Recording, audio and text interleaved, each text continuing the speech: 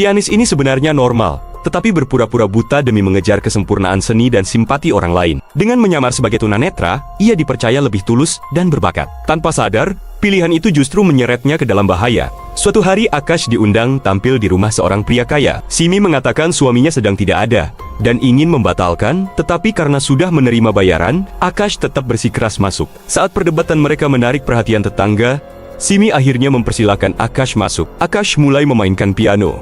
Namun tak lama kemudian, ia melihat sesosok mayat tergeletak di lantai. Saat alunan musik berhenti mendadak, wajah Simi langsung berubah, mengira rahasianya terbongkar. Untungnya, Akash cepat menguasai diri dan berpura-pura santai dengan alasan ingin ke kamar mandi. Namun di kamar mandi, Akash malah bertemu pria bertubuh besar bersenjata, sehingga ia harus terus berpura-pura buta. Saat kembali ke ruang tamu, ia sadar mayat itu adalah Pramod, orang yang menyewanya. Pramod ternyata pulang lebih awal untuk memberi kejutan, namun justru memergoki Simi bersama pria itu. Takut rahasianya terbongkar, mereka pun membunuhnya. Akash menahan rasa takut dan tetap bermain piano, sementara Simi dan pria itu mengurus jasad Pramod. Berkat aktingnya yang meyakinkan, Simi tak curiga. Namun setelah pergi, Akash dilanda dilema, melapor ke polisi atau mempertahankan penyamarannya sebagai orang buta. Setelah berpikir lama, Akash akhirnya mendatangi kantor polisi. Namun saat ia baru mulai bercerita, pria bertubuh besar itu tiba-tiba muncul dan ternyata adalah kepala polisi bernama Manohar. Ketika ditanya apa yang terjadi, Akash terpaksa mengarang cerita